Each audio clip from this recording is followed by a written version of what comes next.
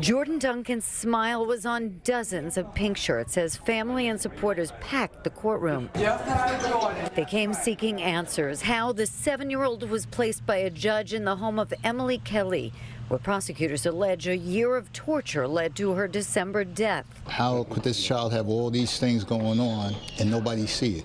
You know, were they blind? Prosecutors allege repeated abuse. The child tied up in a bathtub and videotaped. An autopsy documented more than 90 injuries. She missed 40 days of school. In each case, Kelly provided an excuse. Sources say school officials did not report and were not required to report her absences to authorities without suspicions of abuse. The murder of a 7-year-old by some monsters. So now let's a little breakdown, but basically we got a 7-year-old who was murdered after she was placed in the house by CPS, and it looks like all 3 generations have been charged. Now to shocking new details in the death of a 7-year-old girl from Long Island, allegedly tortured to death. The latest information is simply heartbreaking and very difficult to listen to. Court documents filed in Suffolk County Supreme Court include text messages detailing the abuse, and the 3 women accused of torturing and killing the child appeared in court today. Pix 11's Nicole Johnson with the very latest. Supporters and family members, some wearing pink T-shirts and holding signs, walked out of a courtroom emotionally drained after hearing the latest details in the case. It's hard. It's very hard. It's just too much. It's heartbreaking. They entered the courtroom hoping for answers. They walked out carrying even more heartbreak that gripped everyone who knew 7-year-old Jor'Dynn Duncan. Justice for Jor'Dynn, that's right. Jor'Dynn died last December. Police say she was placed with her father's fiancée, 50-year-old Emily Kelly, while he served prison time. But instead of caring for the child, prosecutors say Kelly, her 75-year-old mother, and 24-year-old daughter took part in abusing and torturing little Jor'Dynn. Court documents show the child endured unimaginable treatment, that Kelly sent text messages detailing the abuse and even recorded videos right up to Jor'Dynn's death. The child suffered more than 90 injuries on her body, including stab wounds, and missed 40 days of school. Someone needs to suffer. You heard what they said, 90 injuries. She suffered a stab wound, and the fact that she could miss 40 days of school. Where were the school administrators who are supposed to watch out for this type of stuff? And remember now, the main important part about this is that she was placed with them by CPS, Child Protective Services. Yes, Child Protective Services placed her with her dad's fiance while he was in prison. I wonder why anybody else couldn't take her, but they abused this girl to death. And it sounds like CPS didn't check one time on her. It was not reported. Nobody checked on her. Nobody followed up on anything. If a child misses 3 days of school or 4 days of school, they're supposed to come with a doctor's note. Kelly faces the most serious charges, second-degree murder. Her mother faces manslaughter, and daughter is charged with unlawful imprisonment and endangering the welfare of a child. The case pulled the community together, hearing about how this little girl died. Beautiful girl. Yeah, we love her so much, and we miss her, and we wish she was here. Jor'Dynn's mother was also in court. She could not speak, but is surrounded by love and support. This type of thing has a domino effect, and if it affects one of us, it affects us all as a community. What happened to Jor'Dynn is also raising a disturbing comparison to some of the most severe child abuse cases. This case reminds me so much of Lisa Steinberg, Thomas Valva. We think that she's been overcharged. She's been charged with what's called the depraved indifference homicide. That requires cruel and wickedness. All of the defendants. Did he just say that they think she's been overcharged? If anything, this sounds like cruel and indifferent to me. But the mother did show herself. So I wonder why she couldn't go with the mother. Is she not allowed to be with the mother? Does she have certain issues to where she couldn't take care of the child herself? Are back in court for different court dates in August, and supporters say They will be here as well. Absolutely. This is a tragic case, y'all. Let's go over to one more video just to see if they tell us some more details. Feeling her, it was so long of a torture. So long of a torture, so many days after day after day. Right now at 5:30, did the system fail her? New information on the death of a little girl who prosecutors say was tortured. Good evening, I'm Christine Johnson. Welcome back. I'm Jessica Moore. Emotions ran high today in a Suffolk County courtroom as 3 generations of the same family faced a judge, all accused in the shocking death of that 7-year-old girl. Jor'Dynn Duncan had been placed in their Bayport home by court order. As Carolyn Gussoff reports, the courtroom was packed with heartbroken supporters of the child. She always had a smile on her face, always happy. Jor'Dynn Duncan's smile was on dozens of pink shirts as family and supporters packed the courtroom. They came seeking answers. How the 7-year-old was placed by a judge in the home of Emily Kelly, where prosecutors allege a year of torture led to her December death. How could this child have all these things going on and nobody see it? You know, were they blind? Prosecutors allege repeated abuse. The child tied up in a bathtub and videotaped. An autopsy documented more than 90 injuries. She missed 40 days of school. In each case, Kelly provided an excuse. Sources say school officials did not report and were not required to report her absences to authorities without suspicions of abuse. The system failing her, it was so long of a torture. So long of a torture, so many days after day after day. Jor'Dynn. Okay, so even if the school wasn't required to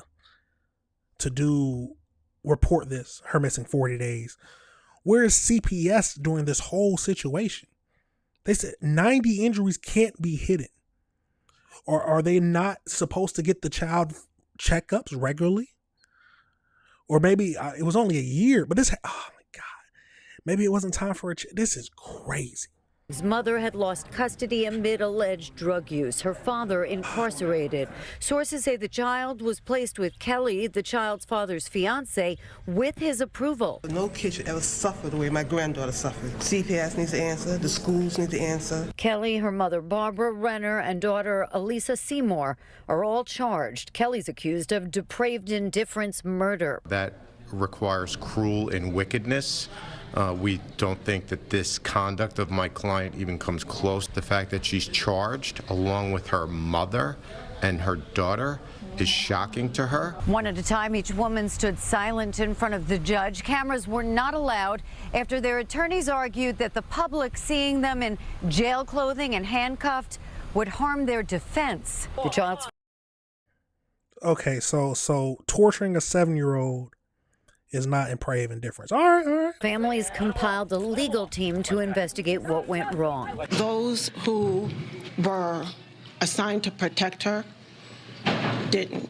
For now, supporters are focused on the little girl who will never grow up. We love her so much and we miss her. And seeking justice. In Riverhead, Long Island, Carolyn Gussoff, CBS News, New York. Forever 7 years old. God, let's get over into this AI breakdown just to wrap it up and get more details about this whole case. So as we know, the torture death of 7-year-old Jor'Dynn on Long Island, New York, led to a grand jury indictment against 3 generations of women who allegedly carried out systematic abuse after the child was placed in their care. So December 2024, the Child Protective Services placed Jor'Dynn in the home with her 50-year-old Emily Kelly, the fiance of the child's incarcerated father. Kelly subsequently obtained full legal custody and guardianship in April 2025. On December 29, 2025, Kelly called 911 to report the child was in cardiac arrest. Jor'Dynn was pronounced dead at a local hospital. An autopsy conducted by a medical examiner revealed at least 90 wounds on Jor'Dynn's body. Her cause of death was ruled to be a massive infection stemming from a punctured colon of an untreated physical wound.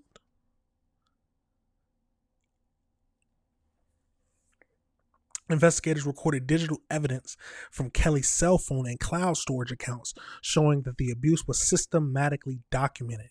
The evidence revealed prolonged restraint, including being tied up inside the bathtub, severe physical trauma, sharp force injuries, and forced the child to kneel naked in feces. Text messages sent between the family members explicitly detailing the coordinated and sadistic punishment. Over 40 days of missed school between January and June 2025, which Kelly hidden using fabricated notes detailing fake family deaths, severe illness, and a trip to Disney World. You lie and say you're taking your child to Disney World just so you can torture her? Three family members living in the home were arrested and pleaded not guilty to all charges. So we know Emily Kelly, that's the stepmother. She was indicted on charges of second-degree murder, first-degree reckless endangerment, and first-degree unlawful imprisonment and endangering the welfare of a child. She's being held on $5 million cash bail, $10 million bond. Investigators later revealed that Kelly was previously linked to a domestic violence death of her 1-year-old son in 1997. Wow. And they placed her. Who? Huh? CPS is. I'm so confused. And then we got the mother of that fiance. She was charged with second-degree manslaughter and child endangerment. She is held on $50,000 cash bail. And then we got the 24-year-old daughter, also indicted on facing charges related to the abuse and death. The tragedy has provided intense public outrage regarding an oversight failure by Child Protective Services and the school-mandated reporters. Lawmakers and community advocates have launched formal reviews into how CPS allowed the placement with an unrelated caretaker and failed to catch the extreme signs of medical neglect and school truancy. Activists continue to organize rallies demanding systematic accountability. So we know that all of them had pleaded not guilty. So new details of the fabricated cover-up. So it revealed that Emily Kelly actively lied to both the school district and her incarcerated father to mask the torture. Phone records revealed that Kelly lied to Jor'Dynn's father, telling him the 7-year-old was experiencing severe mental breakdowns and had been admitted to the psychiatric ward. Investigators confirmed this was complete fabricated. In May of 2025 alone, Jor'Dynn missed an entire month of school. Kelly provided excuses of severe illness, fake deaths in the family, and a fictitious trip to Disney World. So you telling me the school doesn't check? I'm assuming she gave them some kind of fake paperwork, but you don't call the doctor to confirm, or you just go with what documents you're given? Okay. The autopsy report finalized for the court proceedings detailed the most of Jor'Dynn's 90 distinct injuries were inflicted in the final 48 hours leading up to her death. Furthermore, medical experts identified at least 20 old healed wounds, including severe scarring across her body, consistent with whippings by the use of a folded cord. The defense attorneys of the three women outlined their strategy. So Emily's defense attorney asserted her innocence, stated that they would vigorously fight the charges. The defense shifted blame towards the victim, claiming that Jor'Dynn suffered prolonged psychological struggles and that the sharp force injuries were results of self-harm.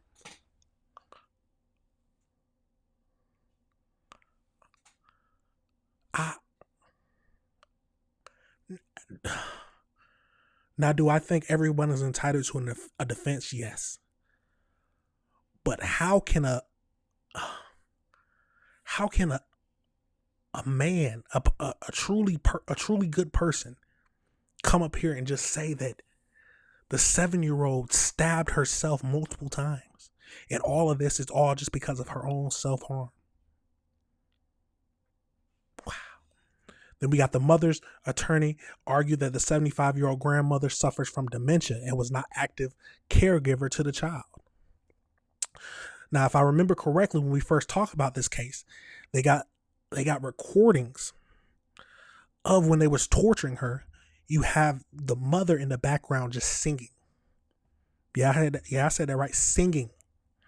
And then we got the younger daughter. Her attorney stated that she denied all allegations, asserting her lawful imprisonment charges stem strictly from an isolated 3-day window in July 2025.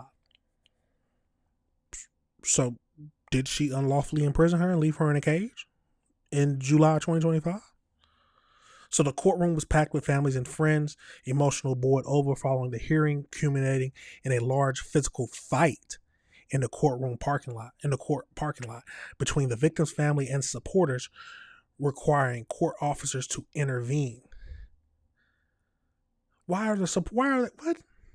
Supreme Court Justice John ordered the prosecution to turn over all discovered evidence and a bill of particular to defense. The next scheduled court date is set for August 6th. This is one of the worst cases I have ever talked about today. 7 years old. You were placed in a home that was supposed to keep you safe because your father's incarcerated, and I guess they decided to place you with the future stepmother. But she already had some bad history with the death of a child back in 1997. And then there was no love at all in that household for her. No love for a 7-year-old child who didn't do anything. And they all just watched it happen. All of it. Now, if the mother truly has dementia, I don't really know what to say about that. But the daughter, 24, you know what's right and wrong. You deserve to be right there with your mother. This is a crazy case, y'all. We will keep up with this. But let me know your thoughts and let me know if you disagree with anything I said. Absolutely tragic.